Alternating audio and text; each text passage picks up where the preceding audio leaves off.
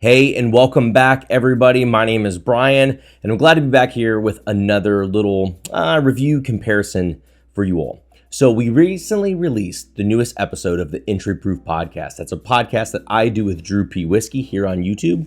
And we interviewed David Jennings. So, he is the author of American Spirit and just an all around wild turkey guru.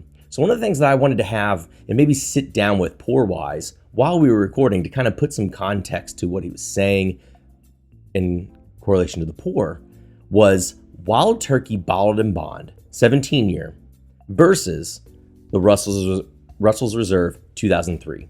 And the main reason I want to do that, these are two LEs that released in 2020. And one was a little bit lower proof than the other, but similar ages. One was 17 year, the other one was 16 year. And at least to me, I had an opinion on these two coming into the recording.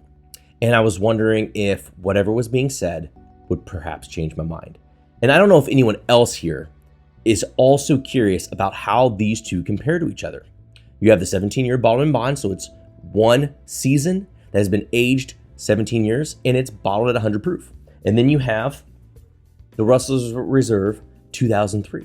That comes in at 89.5 proof. Now, it says that the sources on here were Tyrone warehouses, and we know that the bottled and bond was Camp Nelson.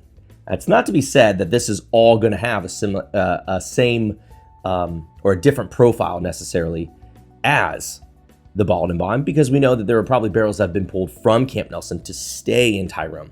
So, it's hard to try and grasp these. They're both at the last barrelings of their old 107 barrel entry proof. And so, who knows? Could they be similar? Could they be different? MSRP wise, we're talking about, $150, $160 on the bottled and bond, the Master's Keep, versus about $250 for the Russell's Reserve.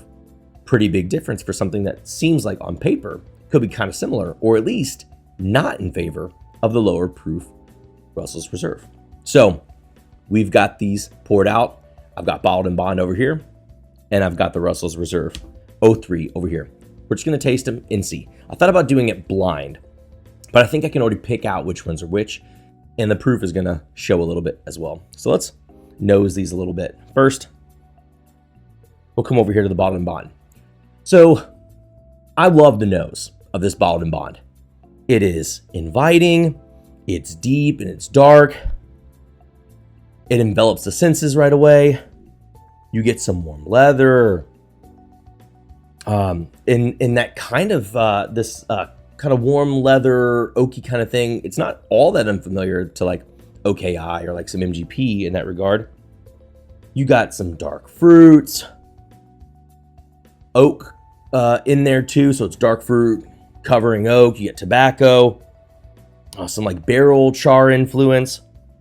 It's really clean. It's a little bit modern while still having an old profile to it. A slight bit of like nuttiness to it. And then like a rye spiced, slightly cherry medicinal linger. Popping over to the Russell's Reserve. Also a wonderful nose. You've got like a cinnamon spiced icing, so it's sweet. Not like a dry cinnamon, but it's there. A touch of cherry, like a little bit of like a menthol or like a minty spice. Some citrus, and then what I like to say is salty caramel. This is a note that I pick up in dusty whiskey as well, and it's one of my favorite things to run into. And so it's layered there with some oak and like fresh, like raw wood, maybe like a cedar, but it's layered and saturated like imagine a cake, like upside down cake or something like that. Okay, let's go to the palate. We're gonna go to the palate on the Russells first. Initially, yes. The body is light, but it's oily. You do have some of these sweeter kind of oak tannins. It's not tannic, but you do get that oak kind of come forward in a dusty way. So these are both old whiskeys. We know that, old in terms of age. But there's something about it that does still taste old in the sense of like not a 2020 release. A little bit of cherry. Then it moves into this like root beery, birch beery touch of anise kind of characteristic. Vanilla, a little bit of spiced vanilla, and that caramel there as well. Really enjoyable. Coming back over to the Wild Turkey, nose is still great.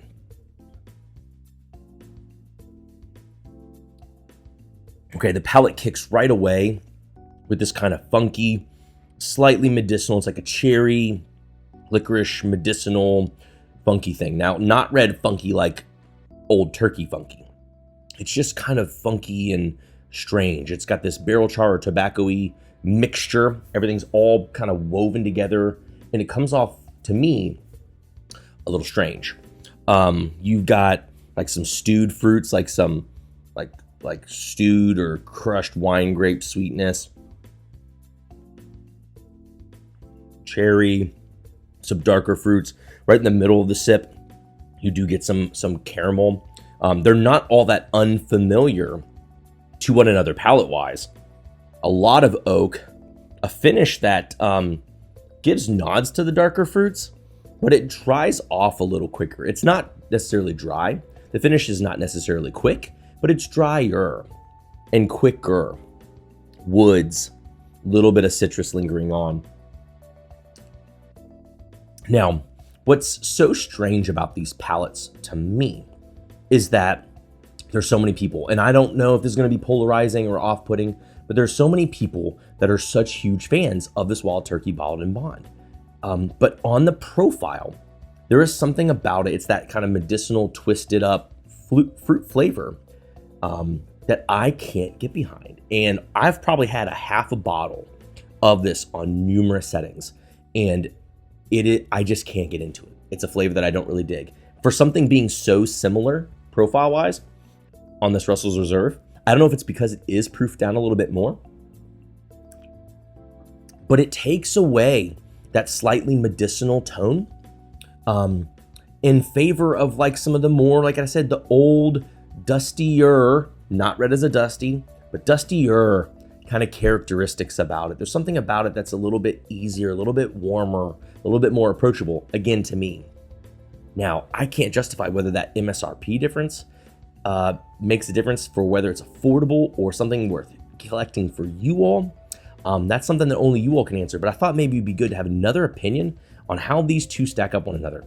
If it were to me, I would be picking up the Russell's Reserve 2003 over the Wild Turkey, hands down. And I know that might be polarizing. I'd love to hear what you think. Has this Wild Turkey been a really big hit for you? What about the Russell's Reserve?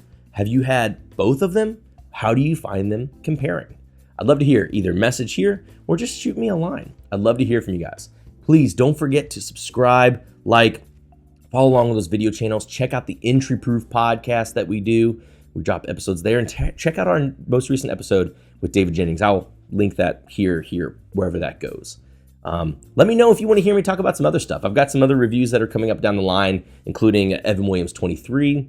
And then I'm going to pretty soon roll out tasting one of our more recent of the three Starlight Barrel Proof picks that we did. This one was not for the Entry Proof podcast, but it is one that I picked up. And I just want to do a little rundown of how the profile is and something I think that tastes a little similar to it.